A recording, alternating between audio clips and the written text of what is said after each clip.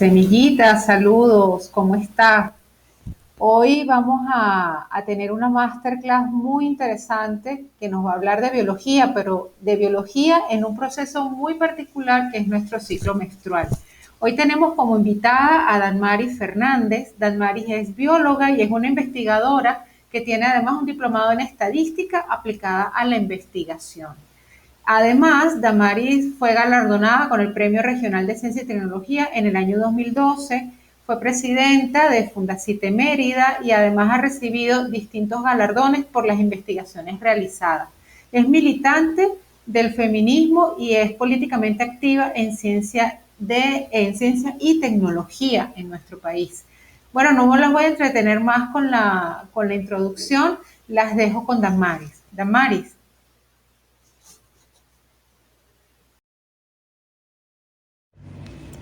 Saludos, semillitas. Hoy nos corresponde hablar de biología, la excelente experiencia de la ciencia de la vida. Biología, como su nombre lo indica, es la ciencia de la vida. Y la ciencia de la vida implica no solo la humanidad, sino todos los seres vivos y cualquier forma que se considere vida en el planeta Tierra y fuera de él. La biología, vamos a repasar un poco lo que implica antes de entrar en el tema que nos engancha el día de hoy, que es conocer la biología de nuestro ciclo menstrual. Como les comentaba, la biología es la ciencia de la vida. Y en ella, en un conjunto de interdisciplinariedad, tenemos la anatomía, la biofísica, la bioquímica, la citología, la ecología, la embriología, la etología, la evolución, la fisiología, la genética, la inmunología, la misma medicina, la micología, microbiología, paleobiología, protozoología, sociología, taxonomía, virología, zoología, etc. Imagínense ustedes lo interdisciplinaria que es la ciencia de la vida. Biología, a mi criterio, y no por ser bióloga, en este caso, es una de las ciencias más complejas y más noble que existe. Es la ciencia del todo e implica el estudio de otras ciencias que complementan el conocimiento y la interrelación de los sistemas vivos, que incluye incluso moléculas, células, organismos y sistemas complejos. ¿Qué sucede? Nosotros en la biología tenemos el dogma central de la biología, donde las moléculas de ARN se convierte en ADN y a su vez se sintetizan las proteínas. Las proteínas a su vez forman sistemas complejos como enzimas, etc. Y a su vez todo esto se va complejizando para lograr células. La célula es la unidad básica de la vida. Es decir, que los sistemas más complejos, etc., están compuestos de células. Todos los organismos vivos, de todo el reino animal, incluidos nosotros como especie humana. Entonces, como les comentaba, la biología se sirve de la física, de la química y de la matemática para estudiar todos estos procesos complejos de los sistemas vivos.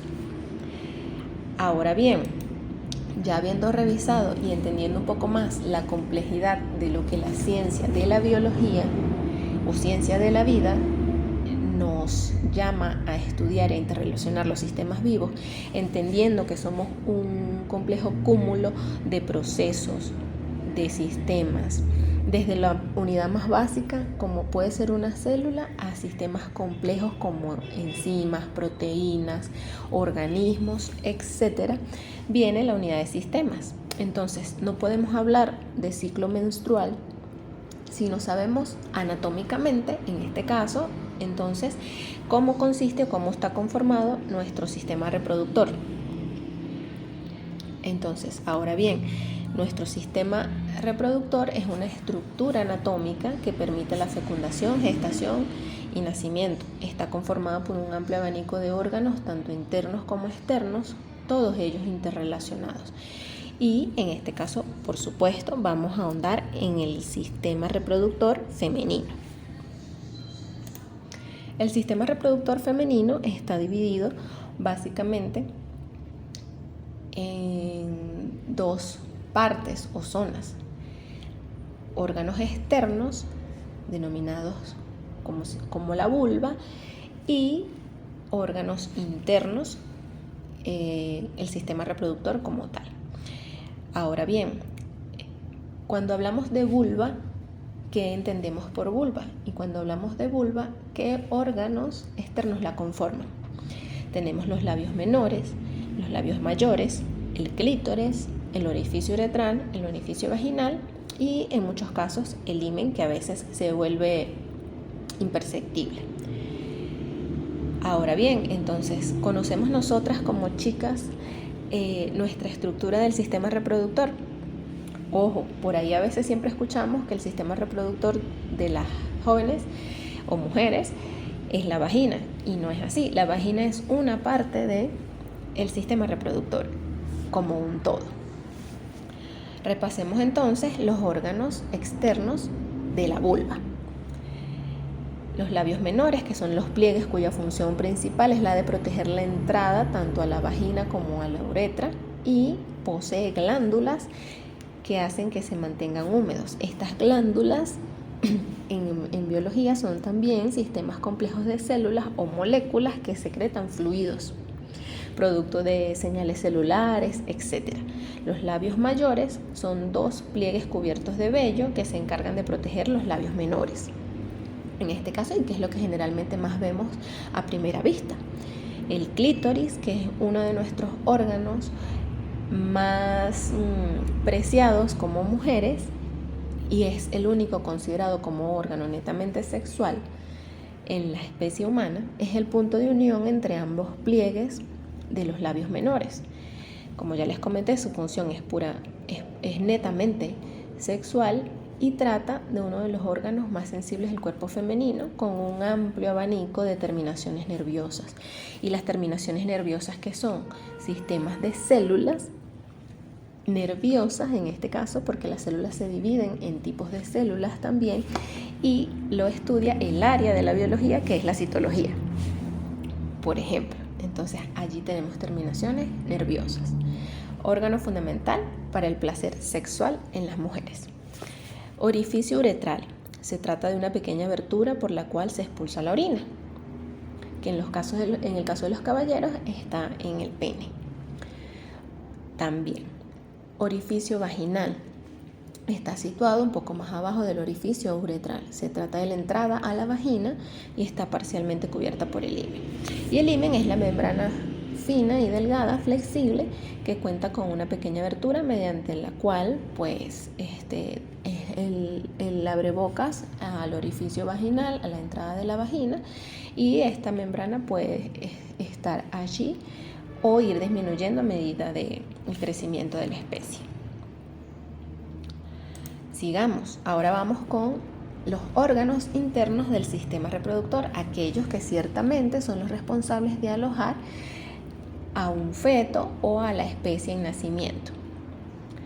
En el caso de nosotras las mujeres tenemos el cérvix o cuello uterino, que es una pequeña abertura del tamaño de la cabeza de un alfiler que se une al útero con la vagina, precisamente a través del cuello del útero, por donde se expulsa la menstruación, donde pronto pasaremos a hablar qué es la menstruación y por qué sucede la menstruación y qué procesos están involucrados en la menstruación. El endometrio, que es la membrana de tejidos que cubre el interior del útero y es donde se implanta el óvulo, que es una célula, una vez fecundado por un espermatozoide, que también viene siendo una célula. Entonces, somos, como organismos vivos, uniones de células y todo eso ocurre dentro de nuestro cuerpo. El útero, que es el órgano propiamente en sí donde se aloja el feto y que este es un órgano de tipo muscular. Las trompas de Falopio, que son los conductos entre los ovarios y el útero, donde generalmente ocurre la fecundación. Hasta allí llegan los espermatozoides para encontrarse con nuestro óvulo. Los ovarios, que son los órganos que se encargan de la producción de ese óvulo o de esa semillita o de esa celulita que se une a los espermatozoides y que permite la fecundación. Y obviamente la vagina, que es el canal que está formado por una serie de músculos muy elásticos. Su interior siempre está húmedo debido al flujo vaginal y cualquier cantidad de tejido mucoso que tiene también diferentes tipos de células. Ahora bien, ciclo menstrual, eso que nos llega a todas y cada una de las mujeres y que representa una cotidianidad, un suceso, un malestar y cantidad de emociones que nos genera saber que nos va a venir la llamada regla. Pero ahora bien, ¿qué es el ciclo menstrual a nivel biológico? ¿Cómo se produce? ¿Cuál es la razón de ese ciclo y de ese proceso? ¿Han sentido acaso, chicas, y observado los síntomas asociados al ciclo menstrual? Dios, ¿por qué tendré esta ansiedad?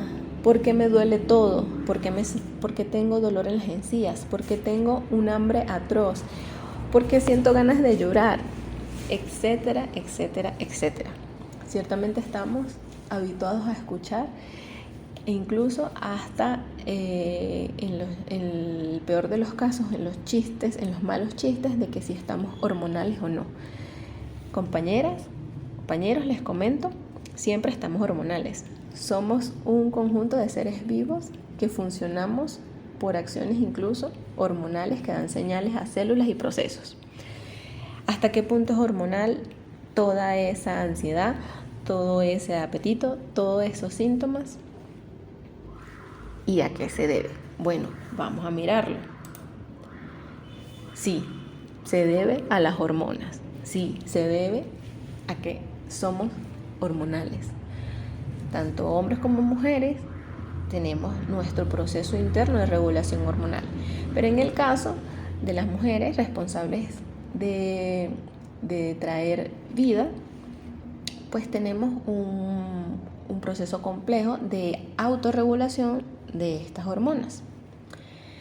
¿Qué son las hormonas? Son moléculas que las segrega el cuerpo humano por señales celulares que llegan a nuestro cerebro, producto de todo un sistema complejo de autorregulación o homeostasis que nosotros como seres vivos llevamos a cabo en lo cotidiano y que en el caso pues de la hembra de las especies está sujeto a los procesos de fecundación. Entonces sí, ¿a qué se deben todos esos síntomas molestos? A las hormonas y a su proceso de regulación. Nosotros entonces tenemos el ciclo menstrual y el ciclo menstrual tiene sus fases. Tiene un proceso ovárico y un proceso uterino. Tiene la participación de 4 hormonas fundamentales: la hormona folículo estimulante, la hormona luteinizante, el estradiol y la progesterona, o estrógenos y progesterona, por decirlo así. Nosotros vamos a conversar hoy un poco más sobre el estrógeno y la progesterona, que son las hormonas fundamentales de la caracterización de las hembras y de los principales cambios durante nuestro ciclo menstrual, ya que la hormona folículo estimulante y la hormona luteinizante son precisamente y fundamentalmente están involucradas en el proceso de ovulación.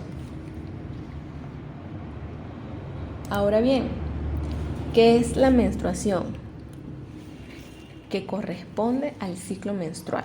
Ojo, el ciclo menstrual es todo el proceso de autorregulación que inicia el día que comienza la menstruación y termina al inicio del próximo mes, de la próxima menstruación. Es decir, es todo un ciclo donde ocurren las altas y bajas de cada una de estas 4 hormonas que les mencioné, pero el proceso de menstruación como tal es el proceso de sangrado. Entonces, definiciones de menstruación, muchas. Por acá, algunas 3 representativas, pero a nivel básico y sencillo, la menstruación es el proceso de sangrado, los días que dura el sangrado. Entonces, tenemos por acá acotando que, bueno, hay varias formas de denominar la menstruación, periodo, regla, sangrado vaginal, pero lo fundamental es recordar que marca el inicio del ciclo menstrual y que tiene un promedio de duración en la población de 20 a 31 días. Ojo, los periodos bien vendidos mediáticamente de que las mujeres tenemos un periodo de 28 días, no es así en la realidad. El porcentaje de mujeres que cumple un periodo de 28 días está fuera del promedio, no es el común. El común oscila entre el periodo de 28 a 31 o puede ser incluso hasta los 34 días el ciclo menstrual de principio a fin, uno tras de otro. Miremos nuevamente acá el ciclo menstrual, también denominado ciclo reproductivo, por cuanto hace referencia a aquellos cambios que se producen periódicamente en los órganos reproductivos femeninos con la finalidad de lograr un embarazo. Como les comentaba, hay un ideal establecido de los 28 días, pero la mujer promedio normal, su ciclo menstrual puede estar en promedio entre los 28 y los 32 o 35 días. Entonces tenemos 3 fases dentro de este ciclo menstrual: la fase folicular, la fase ovulatoria y la fase lútea, que se llama así. Ellas están caracterizadas en lo que corresponde específicamente al proceso de ovulación. Y como pueden ver aquí, tenemos 4 hormonas involucradas. Vamos a centrarnos en los cambios específicos que nos generan los estrógenos y la progesterona en nuestro ciclo menstrual, que son las responsables incluso de la mayor sintomatología. Sepan ustedes entonces que la hormona luteinizante y folículo estimulante interviene específicamente en el momento y en el proceso de la ovulación. Ahora bien, entonces, la fase folicular es previa al proceso de ovulación en sí misma y la fase lútea es posterior al proceso de ovulación. En ese interín ocurre la fecundación o la menstruación y nuestro sistema reproductor se prepara o bien para alojar un feto o bien para evacuar el tejido excedente del endometrio, que es propiamente el proceso de sangrado y de la expulsión de los tejidos, de las membranas y el engrosamiento de nuestro endometrio cuando no quedamos en estado, cuando no se aloja algún embarazo en el útero. Ahora bien, estrógenos, una de las principales hormonas femeninas. ¿Por qué es importante el estrógeno? Apoya el ciclo menstrual y la reproducción. Regula procesos como la densidad ósea, la salud del corazón, el metabolismo, los niveles de colesterol y mucho más. El estrógeno y la progesterona son las principales hormonas femeninas, pero no quiere decir que los hombres o los masculinos o los varones no tengan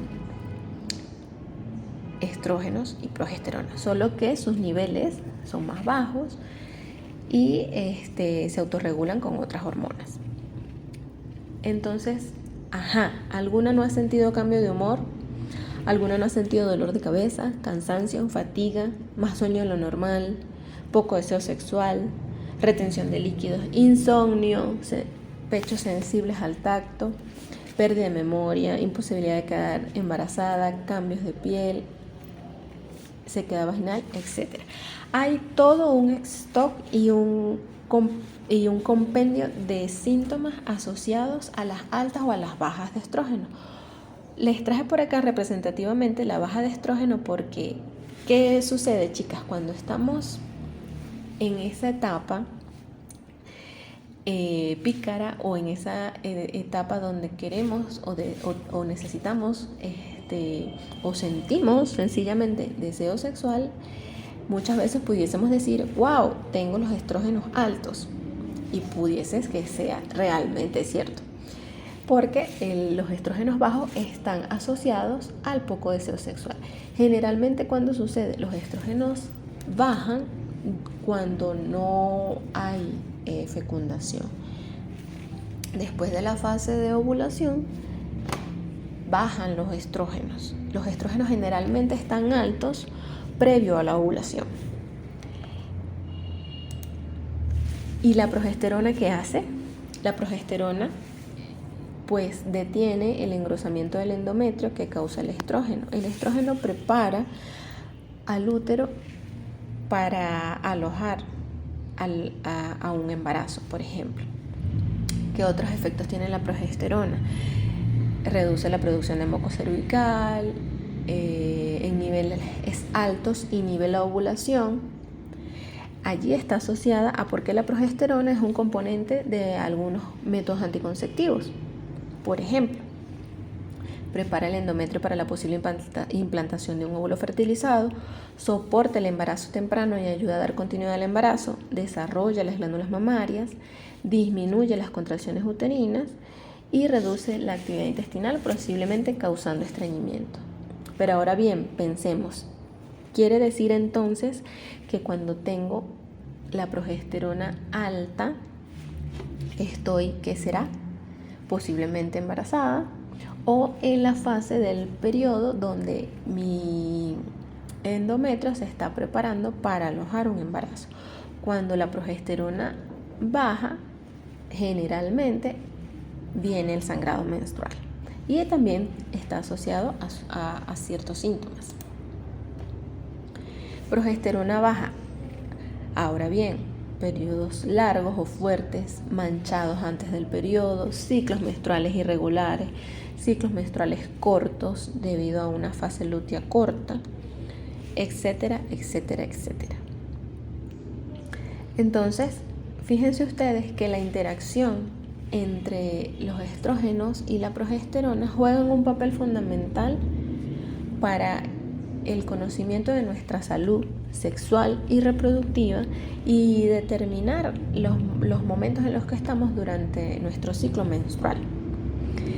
Resulta súper interesante poder identificar cómo nos estamos sintiendo con el efecto de la autorregulación de nuestras hormonas y conseguirle explicación y ciencia a nuestros padecimientos o síntomas o emociones que finalmente vienen asociadas a un proceso hormonal que deriva en un proceso molecular y que deriva en un proceso celular de nuestro organismo como sistema vivo, y que la biología, con sus diferentes áreas de acción, con sus diferentes herramientas y interconectada con el resto de otras ciencias, es tan hermosa que nos permite indagar, investigar y conocer nuestra, valga la redundancia, nuestra biología, y poder implementar mecanismos de salud sexual y reproductiva eficientes, de poder conocernos como mujeres, saber por qué estamos sintiendo un poco de nostalgia, saber por qué estamos sintiendo un poco de ansiedad, más allá de lo habitual, y reconocer que no es un pecado, que no es un delito, que no podemos estigmatizar el ciclo menstrual ni la menstruación, sino que es un proceso completamente natural, completamente biológico, y que obviamente está sujeto a procesos de autorregulación y de toda una ciencia compleja de los sistemas vivos. Y nosotros como mujeres, como especie humana, pues tenemos derecho a conocerla y a estar conscientes de ello. Finalmente les dejo por acá una afirmación o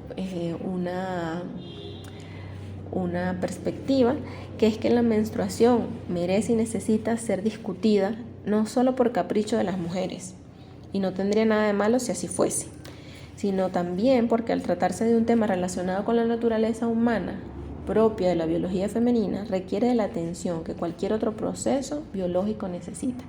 Y además, chicas, recuerden que está sujeta y directamente ligada a nuestra salud sexual y reproductiva. Damaris, muchísimas gracias por tu masterclass del día de hoy. Estoy segura que le presentaste a nuestras semillitas muchas cosas que no conocían y que tienen una explicación científica desde la biología. Semillitas, les recordamos que deben estar atentas a nuestro canal de YouTube, que hacemos publicación de videos los días miércoles y los días sábados. Y también les recuerdo que deben estar atentas a nuestras redes sociales. En Twitter y en Instagram somos Activistas SL.